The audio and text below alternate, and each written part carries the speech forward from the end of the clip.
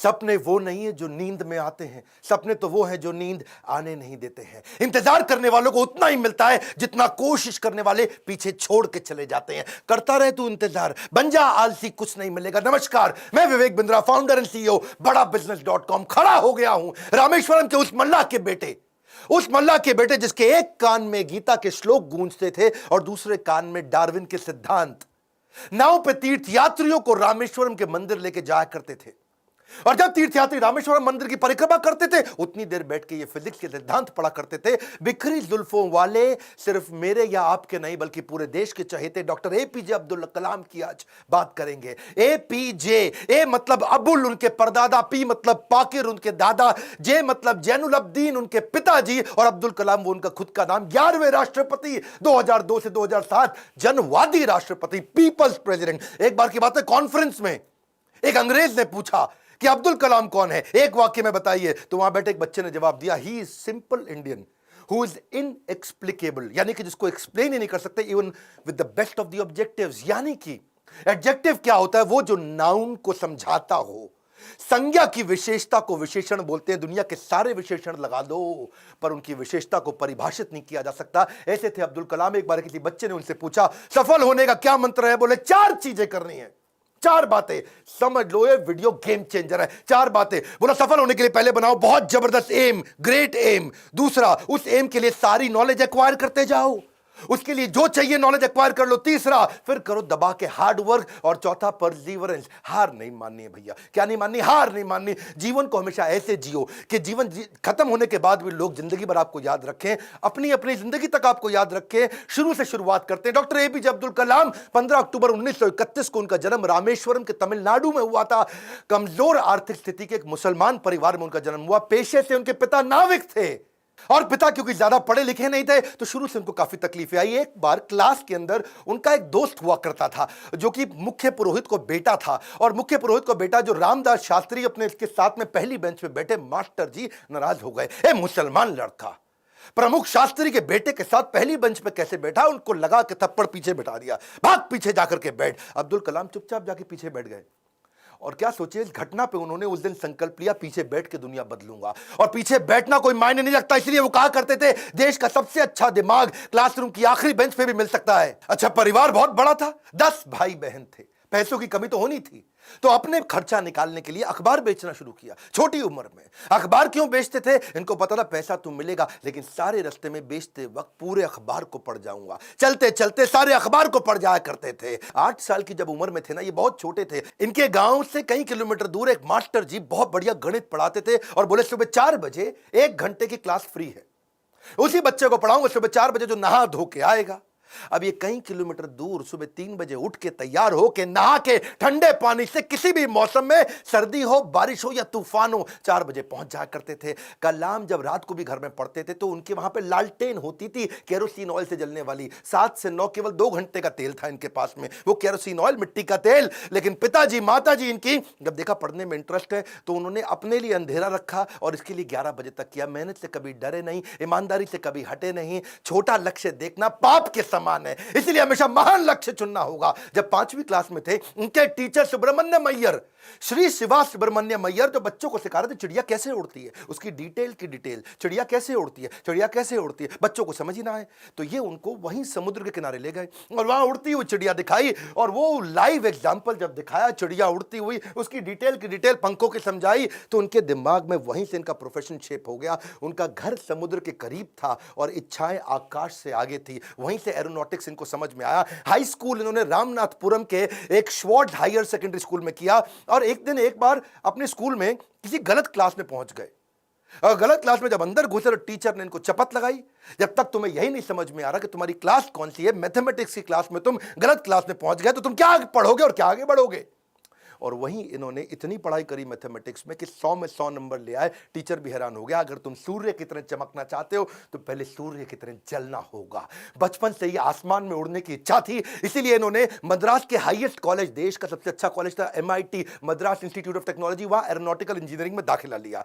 बहन ने काफी पैसा अपना सोना गहना गिरवी रख करके इनको 1000 रुपए दिया। कॉलेज में अब एरोनॉटिक्स था तो विमान के डिजाइन बनाने थे, प्रोजेक्ट मिला, अब विमान के डिजाइन बनाने में लग गए और डिजाइन जो बनाया और टीचर को दिखाया, टीचर को पसंद नहीं आया और टीचर ने कहा अगर तुम एक अच्छा डिजाइन नहीं बना सके ना अब्दुल कलाम तो तुम्हारी स्कॉलरशिप छिन जाएगी, स्कॉलरशिप छिन जाएगी, स्कॉलरशिप छिन जाएगी। इनका दिमाग चकरा गया। टीचर की ये बात सुन के पांव के नीचे जमीन खिसक गई। 1000 रुपए बहन ने गिरवी रखे, मुझे गहने अपने दिए थे और इन्होंने टीचर से कहा मुझको 1 महीना दे दो, बहुत बढ़िया डिजाइन दूंगा। टीचर ने कहा कोई 1 महीना नहीं, 3 दिन मिलेंगे, 3 दिन। इनका दिमाग हिल गया। उस समय ये घबरा गए थे स्कॉलरशिप ना छिन जाए। उसके बाद तो उन्होंने 3 दिन ना खाया ना सोए, 3 दिन ना खाया ना सोए, 72 घंटे लगातार उस पर काम किया, जी जान लगा दिया। और जब प्रोफेसर ने देखा डिजाइन, प्रोफेसर भी हैरान हो गए, उनकी आंख में आंसू आ गए। बोला बहुत बढ़िया डिजाइन बनाया। नींद और निंदा पर जो विजय पा लेते हैं उनको आगे बढ़ने से कोई नहीं रोक सकता। जो नींद और निंदा पे विजय पा लेता है उनको आगे बढ़ने से कोई नहीं रोक सकता है। इसके बाद MIT की परीक्षा अच्छे नंबर से उन्होंने पास करी। अब पढ़ाई तो उनकी हो चुकी थी। अगली लर्निंग इनके जीवन से क्या है? फेलियर को हार्ट में और सक्सेस को हेड में घुसने नहीं देना चाहिए। दिल और दिमाग को कंट्रोल में रखो। अब इनके पास 2 इंटरव्यू की ऑप्शंस आई, एक मिनिस्ट्री ऑफ डिफेंस से और दूसरी एयरफोर्स से। इनको कहां जाना था आपको मालूम है? एयरफोर्स में। और जो डिफेंस का था वो दिल्ली में था और एयरफोर्स था देहरादून में। तो दिल्ली होते हुए देहरादून जा रहे थे और वापसी पे इनको दिल्ली आना था। अब जब ये देहरादून गए वहां पे 25 लोग एग्जाम देने आए वहां इंटरव्यू के लिए, जिनको वहां पे एयरफोर्स में सिलेक्ट होना था। अब 25 में से सीटें थी खाली 8 और इनकी रैंक क्या आई? 9वीं। फेल हो गए, वहां पे 1 नंबर से पीछे रह गए। 8 लोग सिलेक्ट हो गए, ये वहां रह गए। देहरादून से जब उतरते हैं सबसे पहले आता है ऋषिकेश। ये ऋषिकेश गए, वहां इनको मिले स्वामी शिवानंद।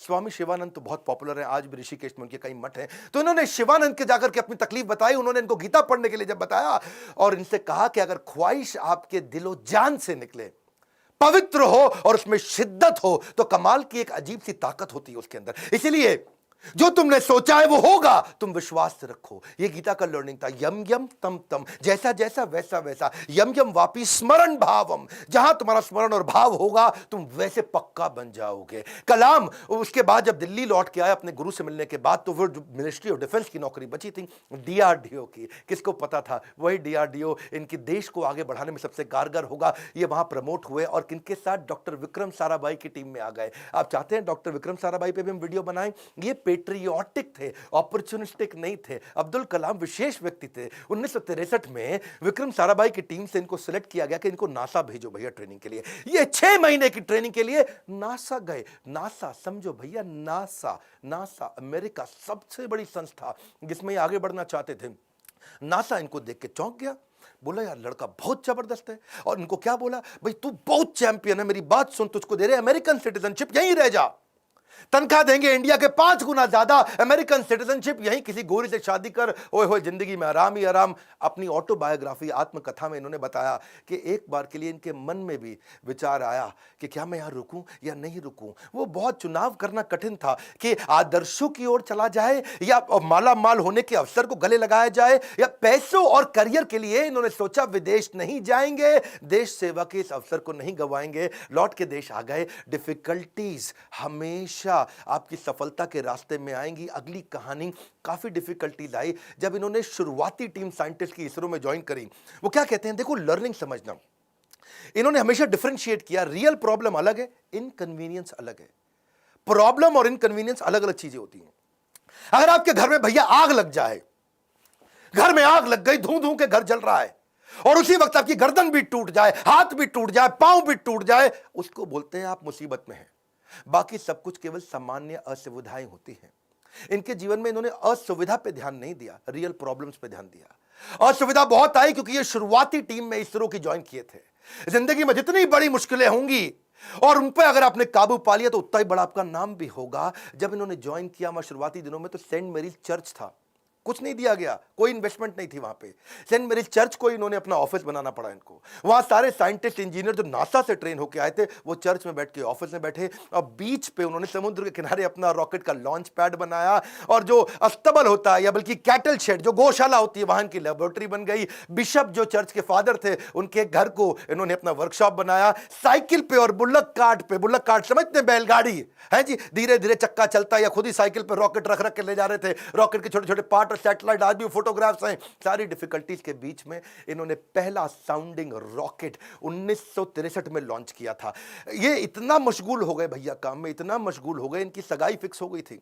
उस समय ये 32 साल की उम्र थी, इनकी सगाई फिक्स हो गई, ये काम में लगे रहे, भैया रॉकेट जाएगा, रॉकेट जाएगा, देश का पहला रॉकेट जाएगा। ये सगाई पे जाना भूल गए लोग बेचारे, वहां मंडप पे इंतजार करते रहे। मंडप तो नहीं, रिंग सेरेमनी थी, वहां इंतजार ही करते रह गए। अरे अब्दुल कलाम आएगा। अब्दुल कलाम रॉकेट बनाने में लगे थे देश के लिए। जीवन में कठिन दौर से गुजरते वक्त ये मत सोचिए कि ये जिंदगी में कठिनाइयां हमेशा रहेंगी। ये कठिनाइयां आई हैं और चली जाई हैं, चली जाएंगी। इन्होंने गीता हाथ में पकड़ ली थी, इनको इनके गुरु ने दिया था, और गीता में क्या बताया, आगाम पाइनो, कठिनाइयां आएंगी और चली जाएंगी। 1969 में इसरो के डायरेक्टर की जब इनको कमान दी गई तो उन्होंने सोचा कि क्यों नहीं SLV-3।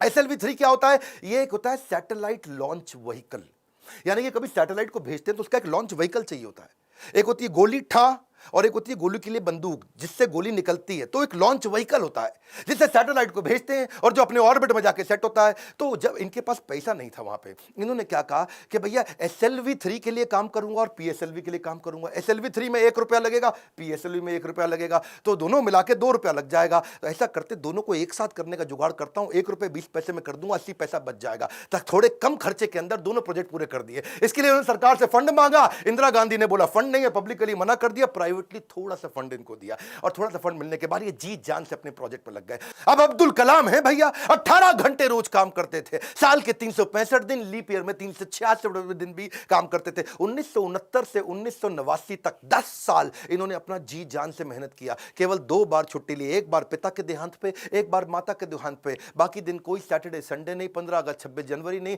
10 साल के कठिन परिश्रम के बावजूद 1979 में इनका SLV-3 satellite launch vehicle fail हो गया। और जब फेल हुआ तो ये बहुत घबरा गए, क्योंकि उस समय ये इसके ऊपर पूरा देश देख रहा था इनको, पूरी दुनिया की मीडिया देख रही थी इनको, हताश हो चुके थे। और उस परिस्थिति में इनके जो प्रोफेसर सतीश धवन जो चेयरमैन थे उस समय, उन्होंने इनको बुलाया कि आओ अब्दुल कलाम, चलो मीडिया इंतजार कर रही है, वहां जाके बात करना होगा। कलाम घबराए हुए थे, अब सब कुछ मेरे ऊपर आ जाएगा, क्योंकि ये मिशन डायरेक्टर, प्रोजेक्ट डायरेक्टर थे। As a mission director, project director, इनके फेलियर पे पूरी दुनिया देख रही थी। और जब सतीश धवन ने इनको बुलाया तो ये और घबरा गए। अब मीडिया को क्या जवाब दूंगा? मीडिया ने कहा करोड़ों रुपया तुमने देश का लगा के बर्बाद कर दिया, तुम्हारे को क्या अधिकार था? और वहीं प्रोफेसर सतीश धवन ने माइक ले लिया और माइक लेकर के क्या बोला, ये टीम बहुत जबरदस्त है, पहली बार किया है, फेल हुए हैं, 1 साल के अंदर यही टीम दोबारा इसी SLV-3 को लॉन्च करेगी। और दुगनी ऊर्जा भर दी टीम के अंदर। सारे फेलियर को, अब्दुल कलाम के फेलियर को उन्होंने अपने ऊपर ले लिया। ये देख करके अब्दुल कलाम हैरान हो गए। 1 साल दोबारा जी जान से मेहनत करी, इंटेलिजेंस आ चुकी थी, और इस बार SLV-3 जब सफल हो गया तो उसके बाद फिर अब दोबारा प्रोफेसर धवन ने माइक इस दफा कलाम जी के हाथ में दे दिया। बोला अब तुम सफल हो गए हो, अब जवाब तुम दोगे। अब्दुल कलाम हैरान हो गए, बोले this is called leadership. How to handle success ये सबको आता है, हाउ टू हैंडल फेलियर ये प्रोफेसर धवन ने सिखाया कि जब मैं सफल होऊंगा तो टीम को क्रेडिट दे दूंगा, और जब विफल होऊंगा तो सारा का सारा फेलियर अपने ऊपर ले लूंगा। इस बात से प्रभावित आगे चल के इंदिरा गांधी भी हो गई, और देखा क्या उन्होंने कि ये दोनों ने बहुत जबरदस्त काम किया। उन्होंने प्रोफेसर धवन को बोला मैं अब्दुल कलाम से मिलना चाहती हूं, इन्होंने अब्दुल कलाम को बोला आ जाओ भैया, इंदिरा गांधी मिलना चाहती हैं। वो बोले भाई मेरे पास तो कपड़े नहीं, मैं चप्पल में फटी हुई घूम रहा हूं, मैं कैसे अब उनके आकर के मिलूंगा? तो उन्होंने कहा कि भाई कलाम तुम पहले से ही सफलता का सूट पहने हुए हो, कलाम तुमने पहले से ही सफलता का सूट पहना है, कपड़ों का सूट नहीं चाहिए। और उन्होंने जाकर के वहां जब इंदिरा गांधी से मिले, बड़ी प्रभावित थी। उन्होंने कहा कि अब तुम्हारे को डिफेंस में और काम करना पड़ेगा। इस समय चाइना भी, पाकिस्तानी भी, आजू बाजू सब लोग मिसाइल की तैयारियां कर रहे हैं, तुम मिसाइल बनाओ हमारे देश के लिए। और उसी समय अटल बिहारी वाजपेयी से भी उनकी पहली मुलाकात हुई। अटल से जब उन्होंने हाथ मिलाने के लिए आगे बढ़ा तो अटल इनसे हाथ नहीं मिलाए, अटल बिहारी जी इनको गले लगा लिए। इंदिरा गांधी मुस्कुराई, बोलिए ध्यान रखना अटल बिहारी जी ये मुसलमान है। अटल बिहारी बोले ये मुसलमान बाद में हैं, पहले हमारे देश के नागरिक हैं और हमारे देश के महान साइंटिस्ट हैं। अब्दुल कलाम उनको देख के बहुत मुस्कुराए।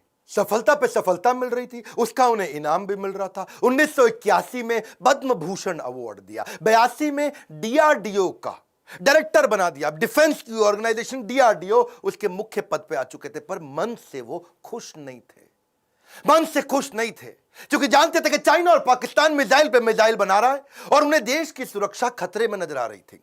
उस दौरान कमाल की बात देखो, अजीबो गरीब इमेजिनेटिव व्यक्ति थे अब्दुल कलाम जी। उन्होंने महाभारत को पढ़ना शुरू किया और महाभारत में बर्बरीक की कहानी सामने आई, उससे बड़े इंस्पायर्ड हुए। बर्बरीक की कहानी अलग सी ही थी। बर्बरीक कहते हैं कि उनके पास 3 तीर है और 3 तीर से वो क्या करेंगे, पहले तीर में सबको प्रोटेक्ट कर लेंगे, भाई किस किस को प्रोटेक्ट करना है, दूसरे में किस किस को अटैक करना है। मेरी बात समझना, पहले 2 तीर में क्या करेंगे, किसको अटैक करना है उन सबको डिसाइड कर लेंगे, उसके बाजू में किस किस को, सबको थोड़ी पूरा का पूरा शहर उड़ा दें। भाई जिसको प्रोटेक्ट करना है उसको सिलेक्ट कर लिया, जिसको अटैक करना है उसको सिलेक्ट कर दिया, तीसरे तीर में गेम ओवर, खत्म कर दिया। तो उनके पास 3 तीर थे। वहां सोचे यार ये तीर किसको प्रोटेक्ट, किसको अटैक, कैसे जाना है, किधर किधर जाना है, बड़ा गाइडेड तीर है। वहां से उन्होंने इंटीग्रेटेड गाइडेड मिसाइल प्रोग्राम तैयार किया कि क्यों नहीं कोई ऐसी मिसाइल बना दे कि आदमी लेफ्ट भागे तो मिसाइल लेफ्ट चली जाए, आदमी राइट भागे तो मिसाइल राइट चली जाए, और जिस टैंक को उड़ाना है वो टैंक आगे निकल गया तो मिसाइल आगे चली जाए। गाइडेड मिसाइल कैसे बनाए, बर्बरीक के उनको इस प्रसंग से इमेजिनेटिव थे। एक इंटरव्यू में बोले कि भगवान कृष्ण के सुदर्शन चक्र से सीखने को मिला। भाई भगवान कृष्ण का सुदर्शन चक्र बड़ा रिमोट कंट्रोल्ड होता है। भाई कृष्ण ने चक्कर छोड़ा और सामने वाले के पास जाके पहले चक्कर रोक दिया, जितनी देर पहले बातचीत करनी है बातचीत कर लिया, चक्कर घूमे जा रहा है, और जब बोलते खत्म करो अटैक करो तो चक्कर मारा उसको और वापस आ गया। तो बोले यार ये बड़ा सिस्टम है, बड़ी एडवांस टेक्नोलॉजी थी। तो वहां से उनको इंटीग्रेटेड गाइडेड मिसाइल ये मॉडल उन्होंने शुरू किया और उसके बाद उन्होंने एक के बाद एक मिसाइल की झड़ियां लगा दी। देखो, who dare to imagine the impossible are the ones who will break all human limitations. Imagination के बारे में वो हर कॉलेज में लेक्चर दिया करते थे। 1985 में उन्होंने त्रिशूल नाम की मिसाइल लॉन्च करी, फिर उन्होंने पृथ्वी लॉन्च करी 1988 में। 89 में अब अग्नि के पीछे लगे हुए थे। उन्होंने आकाश भी कर दिया, नाग भी कर दिया, अग्नि नहीं होती थी उनसे, अग्नि में बार बार फेल हो रहे थे। अग्नि मिसाइल ये बड़ी इंपॉर्टेंट प्रोजेक्ट था, लेकिन देश भर में अब लोगों ने क्वेश्चन करना शुरू कर दिया। लोग अपने अपने हिसाब से इसका अलग अलग मतलब निकाल रहे थे, भाई क्यों फेल हो रहे हैं।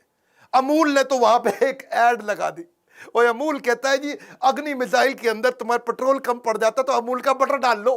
लोगों ने मजाक बनाना शुरू कर दिया और बार बार लोगों के सवालों के कारण ये बहुत सीरियस थे। और उसी 89 के एंड आने से पहले पहले इन्होंने अग्नि को भी सफल बना दिया। बार बार असफल होने पर भी उत्साह न खोना ही सबसे बड़ी सफलता है। बाकी सारे शक्तिशाली देशों को वो देख रहे थे, वो मिसाइल लॉन्च कर रहे थे, दूसरे महाद्वीप पे कैसे अटैक कर सके, इंडिया से मिसाइल छोड़े यूरोप तक पहुंच सके, अमेरिका तक पहुंच सके, दूसरे महाद्वीप तक पहुंच सके। सब लोगों ने बड़ी तैयारी करी। इन्होंने 89 में अग्नि को जब लॉन्च किया तो रशिया, यूएस, चाइना, फ्रांस और यूके के बाद भारत छठा देश था जिसने इतने पावरफुल मिसाइल्स बनाए। मेरी बात समझिए, दुनिया भर के 250 देशों को पीछे करके अब्दुल कलाम थे जिन्होंने भारत को छठे रैंक पर लाके खड़ा किया। हाँ, ये कहते थे मिसाइल यूज नहीं करना है, लेकिन विराट रूप तो दिखाना है ना अपना। 10वें अध्याय के बाद जब भगवान कृष्ण ने देखा कि अर्जुन उबासी ले रहा, अर्जुन सीरियस नहीं ले रहा, तो मैं विराट रूप दिखाऊं। और जब कृष्ण ने विराट रूप दिखाया, कृष्ण ने मारा नहीं, किसी को विराट रूप दिखाया, अर्जुन एकदम लाइन पे आ गया, बात समझ आ गई बात। इसीलिए कभी कभार बाजू का पाकिस्तान, चाइना जब आंख दिखाए तो विराट रूप दिखा दो, थोड़ी मिसाइल छोड़ देंगे, विराट रूप दिखा दो, अपने आप लाइन पे आया, समझ आ गया, वापस आ जाओ, सॉरी। तो ऐसा अब्दुल कलाम जी ने स्ट्रांग बनाया। उनकी मेहनत 1993 में और रंग लाई जब पीएसएलवी को भी उन्होंने सफल कर दिया। आज वही कलाम जी की देन है कि पीएसएलवी से हमने 10 रुपए किलोमीटर के कम खर्च पे भी मंगल तक सफर पूरा कर लिया जी। 2014 में हॉलीवुड की मूवी में जितना खर्चा था उससे कम के अंदर तो हमने मंगल का सफर कर लिया। 2017 में ये अब्दुल कलाम जी थे जिनके चलते 104 सैटेलाइट एक रॉकेट से लॉन्च किए। दुनिया में सबसे सस्ता अफोर्डेबल प्रोग्राम ये अब्दुल कलाम जी की देन थी। 1979 में वही कलाम थे, वही भारत था, कोई देश मदद नहीं कर रहा था। ये 1979 था और आज 2017 में ये कलाम जी की देन है जब दुनिया भर के देश इंडिया के पास आए, भाई हमारा भेज दो यार, अपने रॉकेट में हमारा भी भेज दो। हमने यूएस की मदद करी, नीदरलैंड की करी, स्विट्जरलैंड की करी, इजराइल की करी, कजाकिस्तान की करी, यूएई की करी, और हमारे 100 मिलाकर के 104 सैटेलाइट एक साथ भेजे थे। ये अब्दुल कलाम जी की देन है। अच्छा वापस चलते हैं 93 के पीएसएलवी जब उन्होंने इसको सफल बनाया, उसी समय न्यूक्लियर पावर की बातचीत दुनिया भर में बहुत हो रही थी। इन्होंने देखा कि भाई अमेरिका धमकियां भी बहुत दे रहा था। अब बात यह है कि धमकियों से डरना पुरुषार्थ से बेईमानी है, और जो देश के लिए कुछ भी कर गुजरे वही सच्चा हिंदुस्तानी है। कलाम जी सच्चे हिंदुस्तानी थे। उन्होंने 3 तरकीबें अपनाई। पहली, जितने भी अपने साइंटिस्ट हैं उनको आर्मी की वर्दी में डाल दो, सैटेलाइट को समझ ही ना है कि भाई ये तो नॉर्मल आर्मी घूम रही है, ये कोई साइंटिस्ट थोड़ी है, ये तो नॉर्मल आर्मी है, पहला।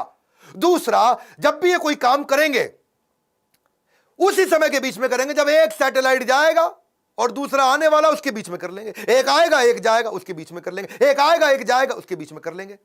तो ये उतने ही टाइम में तैयारी करते थे। और तीसरा, काम खत्म होने के बाद जमीन को एकदम साफ सुथरा ऐसे सेट करते थे, जब सैटेलाइट आएगा पता ही नहीं चलता कुछ हुआ यहाँ पे, ओए आर्मी वाले आराम से घूम रहे हैं। अमेरिका को पता नहीं लगने दिया। 1992 से 97 लगातार उन्होंने काफी काम किए। आसपास के गांव और अन्य लोगों को कभी नहीं पता चला कि यहां हुआ क्या है, और यही मेहनत उनकी रंग लाई।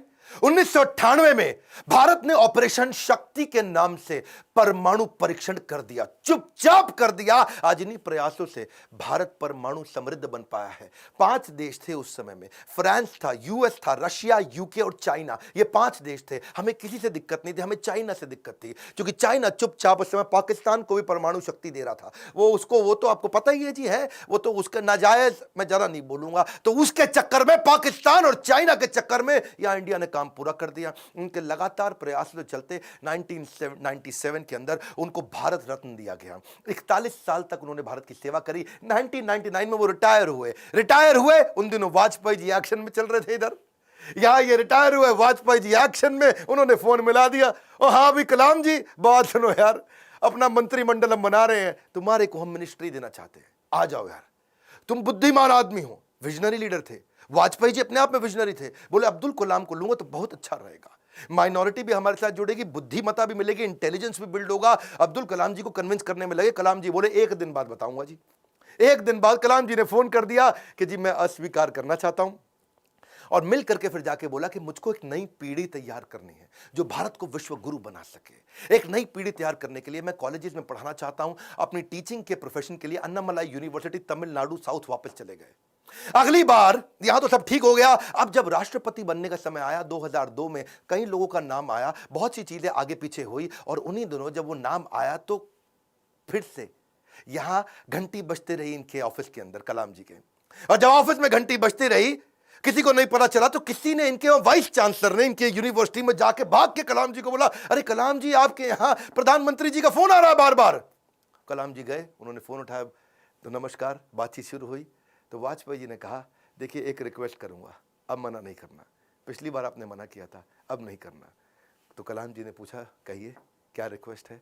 वाजपेयी जी बोले, हम आपका नाम देश का राष्ट्रपति बनाने के लिए रिकमेंडेशन देना चाहते हैं, आप हाँ कर दीजिए। अब्दुल कलाम जी मुस्कुराए और बोले 1 घंटे का समय दीजिए। 1 घंटे के बाद वो वापस गए, उन्होंने फिर फोन किया और स्वीकार कर लिया। बोला ठीक है, मैं इसके लिए तैयार हूं। अब कलाम जी का राज्य अभिषेक होना था, जैसे भगवान राम का राज्य अभिषेक हुआ 14 साल के वनवास के बाद में। और भगवान राम जब वापस आए और उनका अभिषेक, तो अभिषेक के समय पर उनके भाई ने उनसे पूछा कि आप किस किस को राज्य अभिषेक में बुलाना चाहते हैं। तो भगवान ने बोला 14 साल में था नहीं, मेरे यहाँ कोई दोस्त है नहीं, और जो हमारे दोस्त थे उन सबको आप जानते ही हैं, आपने सबको इन्वाइट कर ही लिया होगा। और इतने में भगवान राम ने कहा, हाँ, पर इस वनवास के दौरान मेरा एक दोस्त बना था। वही शुरुआत के जो साल थे, उन दिनों एक नाविक हमें नदी पार कराया करता था, केवट। वो केवट ने हमारी बहुत मदद करी है, वो हमारा मित्र है। उस केवट को बुला के लाओ राज्याभिषेक में। और केवट को लाके सबसे आगे भगवान राम के उस राज्याभिषेक में बुलाया गया था। ठीक उसी प्रकार जब अब्दुल कलाम जी से पूछा गया कि अब आपका भी राज्याभिषेक हो रहा है, you are going to become president of India, और कलाम जी ने कहा, आपने जिस जिसको बुलाना था सबको बुला लिया है, मेरे 2 ही मित्र हैं। जब मैं साउथ में रहा करता था तो उस समय एक मोची, जो मेरे जूते बांधने में फटे जूते होते थे, उसने मेरी बहुत मदद करी, वो मेरा मित्र है, उसको बुला लीजिए। और एक ढाबे वाला जिसने उनको खाना खिलाया और कभी कभी 2 रोटी एक्स्ट्रा भी खिलाई, बोला उनको दोनों को जरूर बुला लीजिए। विनम्रता के उदाहरण खत्म थोड़ी होंगे। आमतौर पर जब व्यक्ति बड़ा होता है या राष्ट्रपति बन जाता है तो कहीं कहीं ट्रक लेकर के राष्ट्रपति भवन जाता है, और कहीं मल्टीप्लाइड एक्स्ट्रा ट्रक लेकर के बाहर निकलता है। पर अब्दुल कलाम जी केवल एक मात्र ऐसे राष्ट्रपति थे जो 2 सूटकेस से भवन में गए थे, और निकलते वक्त 2 ही सूटकेस लेकर के भवन से वापस आए थे। उनकी कुल संपत्ति में क्या था? कुछ नहीं था। एक रामेश्वर में उनका पैतृक घर जो उनके पिता ने बनाया था, 2500 उनकी किताबें, एक वीणा जिसको बजाने में उनको बड़ा आनंद आया करता था, वीणा बहुत बजाते थे, एक उनकी कलाई की घड़ी, एक सीडी प्लेयर जिसमें वो भजन सुना करते थे, एक लैपटॉप था, 6 कमीजें जिनमें 3 तो डीआरडीओ की दी थी, 3 उनकी खुद की थी, 4 पेंट थी टोटल जो 2 डीआरडीओ की दी थी, 2 उनकी खुद की थी, 3 सूट थे और 1 जोड़ी जूता। हाँ, लेकिन उनके पास खास बात क्या थी? 40 डॉक्टरेट थी। खुद पीएचडी की पढ़ाई कभी नहीं करी, कोई मेडिकल पीएचडी की पढ़ाई नहीं करी, पर जिस यूनिवर्सिटी जाते थे लोग उन्हें डॉक्टरेट देते थे। लॉ, इंजीनियरिंग, साइंस, कितनी तरह की doctorate, Padma Bhushan, Padma Vibhushan, Bharat Ratna, Veer Savarkar award, Ramanujan award, कई प्रकार के इनको अवार्ड मिले। उनकी एक खास बात मैं जरूर बताना चाहूंगा, हालांकि वो मुसलमान थे लेकिन वेजिटेरियन थे। उनका बड़ा प्रेम था, एनिमल्स आर एंजल्स विद फर। पक्षी जगत पर्यावरण का सूचक होता है। कलाम जी क्या कहते थे? वो पर्यावरण का सूचक है, और अगर वो मुसीबत में है तो समझ लेना कि अब हमारे भी बुरे दिन दूर नहीं है। एक बार उनको जो डीआरडीओ की उनकी दीवार हुआ करती थी ना बाउंड्री की, तो उनको बोला गया सिक्योरिटी के लिए कांच वांच लगा दो। बोला बिल्कुल नहीं, ये बर्ड्स के लिए बड़ा हार्मफुल हो सकता है। उन्होंने मना कर दिया। और जिस समय वो प्रेसिडेंट बने थे, बाद में जब वो राष्ट्रपति भवन के अंदर मुगल गार्डन में जब वॉक किया करते थे ना, तो वो एक मोर को देखा जो ना मुंह खोल पा रहा ना बंद कर पा रहा है। स्पेशली उन्होंने वेटनरी डॉक्टर को बुला के देखा, तो देखा मोर के गले में ट्यूमर है, ना मुंह खोल पा रहा है ना मोर मुंह बंद कर पा रहा है। उन्होंने इसका इलाज कराया। एक लीडर की महानता का इसी बात से पता चलता है कि वो किन लोगों की मदद कर रहा है जो बदले में उन्हें कुछ नहीं दे सकते। जब कोई लीडर ऐसे लोगों की मदद करता है जो बदले में कुछ नहीं दे सकता, वही एक महान लीडर की निशानी है। अच्छा, अब्दुल कलाम जी की एक बात मेरे दिल को छू गई। वो परिवारवाद नहीं, राष्ट्रवाद में बिलीव किया करते थे। जब वो राष्ट्रपति भवन में थे, See, he's a man of principle and therefore is always respected everywhere. उनके क्योंकि जो भाई थे ना, उनको बहुत प्रेम करते थे, बहुत प्रेम करते थे अपने भाई से, बचपन से ही प्रेम था। और उनके अपने सगे भाई का पोता दिल्ली के अंदर मुनीरका में किराए के कमरे पर रहा करता था। 2006 में जब कलाम ने एक दफा सारे परिवार को इनवाइट किया, क्योंकि उनका कोई परिवार वहां रहता नहीं था, वो राष्ट्रपति भवन में अकेले रहते थे। और जब एक बार उन्होंने सारे परिवार को बुलाया राष्ट्रपति भवन में, तो वो लोग 8 दिन तक रहे। और सारे परिवार, क्योंकि 10 भाई बहन थे ना, तो 52 लोग आए। और कलाम जी ने देखा बहुत खर्चा हो रहा है, तो उन्होंने चाय की प्याली तक का हिसाब रखना शुरू किया। सब लोगों को उन्होंने अजमेर शरीफ प्राइवेट बस करके भेजा, उसका भी हिसाब रखना शुरू किया। उन्होंने अपने अकाउंटेंट से सारा हिसाब बनवाया और बोला कि ये कितना बना, तो देखा 3,52,000 रुपए का चेक उन्होंने अपनी तनख्वाह से काट के दिया। और क्या कहा कि राष्ट्रपति भवन की जिम्मेदारी केवल राष्ट्रपति की होती है, पूरे परिवार की नहीं होती है। अब्दुल कलाम जी इतने विनम्र व्यक्ति थे, विनम्रता ताज के बिना राजसी गौरव है। वो ऐसी चीज है, महान व्यक्ति की महानता ही उसकी नम्रता है। डॉक्टर कलाम को एक बार आईआईटी बीएचयू के अंदर चीफ गेस्ट के रूप में इनवाइट किया गया, और जब वहां पे आए तो वहां पे 7 कुर्सियां थी। बीच वाली कुर्सी थोड़ी ऊंची थी, और जब बीच वाली कुर्सी ऊंची, क्योंकि वो राष्ट्रपति थे, उनको बैठना था। उन्होंने बोला ना ना ना, कुर्सी हटाओ, बराबर की कुर्सी लगाओ। तो बोले नहीं सर, ये स्पेशल कुर्सी है हमारे चीफ गेस्ट के लिए। तो वो समझ गए कि चीफ गेस्ट कौन होते हैं भैया, जो एजुकेशन में महागुरु है वही है। तो उन्होंने वाइस चांसलर को बोला, आप आइए बैठिए। वाइस चांसलर घबरा गए, बोला राष्ट्रपति आप हैं, you are the first person of our country, आप बैठेंगे। बोला बिल्कुल नहीं। फिर उन्होंने अपनी कुर्सी हटवाई, बराबर की कुर्सी पे बैठे। कलाम जी ऐसे थे, ईमानदारी एक जादुई गुण है। यदि आपका हृदय ईमान से भरा है तो शत्रु का पूरा संसार आपके साथ खड़ा है। कहते हैं कि कोई भी पैतृक संपत्ति, माता पिता की दी हुई कोई भी पैतृक संपत्ति ईमानदारी के बराबर आपको अमीर नहीं बना सकती। सबसे ज्यादा अमीर व्यक्ति वही जो ईमानदार है, पूरा संसार आपके साथ खड़ा है। कलाम साहब तो एवर यूथफुल थे। 70 साल की उम्र में youth icon of the year का अवार्ड उनको मिला। हमेशा जीवन में भगवत गीता और कुरान दोनों साथ में रखते थे। 83 वर्ष की उम्र में उन्होंने रिटायर नहीं किया, रिट्राई किया। He was not tired, he was inspired, he was not tired up, he was fired up। आंखों में रोशनी तो उनकी कम हो रही थी, पर युवाओं के भविष्य को रोशन करने में लगे थे। उनके शरीर के पांव के कदमों की गति कम हो गई थी, पर देश की समृद्धि की गति को बढ़ाने में लगे हुए थे। एक असाधारण, एक अनोखा, अस्वाभाविक, अलौकिक व्यक्तित्व के 2015 में हमेशा के लिए हमको अलविदा करके चले गए। और कहां गए? उसी IIM शिलोंग के अंदर आखिरी लेक्चर देते वक्त जैसे क्षत्रिय अपने युद्ध के मैदान में लड़ाई करते हुए वीर गति को प्राप्त करता है, ऐसे ही IIM शिलोंग के अंदर लेक्चर देने के बाद तुरंत वहीं लेक्चर देते वक्त जो कल था वो आज नहीं है, जो आज है वो कल नहीं होगा, वैसे ही इस ब्रह्मांड में दूसरा कोई कलाम नहीं होगा। स्विट्जरलैंड जैसा देश जो साइंटिफिक रिसर्च के मामले में 8वें पायदान पे आता दुनिया में, और जब वो 26 मई कलाम स्वयं जब उनके देश गए थे, तो वही स्विट्जरलैंड उसको साइंस डे के रूप में मनाता है।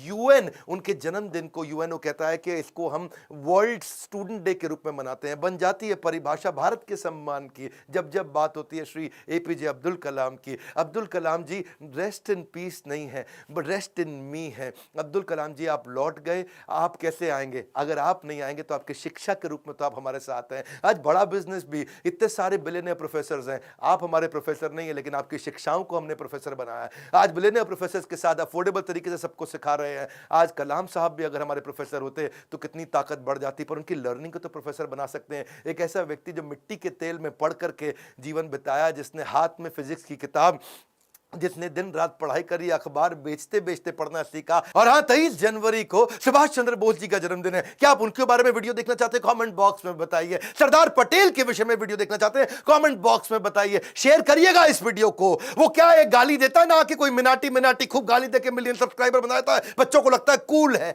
देश का चरित्र बनाना है, गाली बोलना नहीं सिखाना है। इस वीडियो को शेयर करिए। अगर आप माँ बाप, अपने बच्चों को जरूर दिखाइए। हमारे को और अब्दुल कलाम बढ़ाने हमारे देश में, इस वीडियो को देश भर में, दुनिया भर में पहुंचाइए। हमारे साथ जुड़े रहने के लिए, नए हैं तो आके सब्सक्राइब करने के लिए आप सबका हृदय की गहराइयों से प्रेम पूर्वक बहुत बहुत धन्यवाद।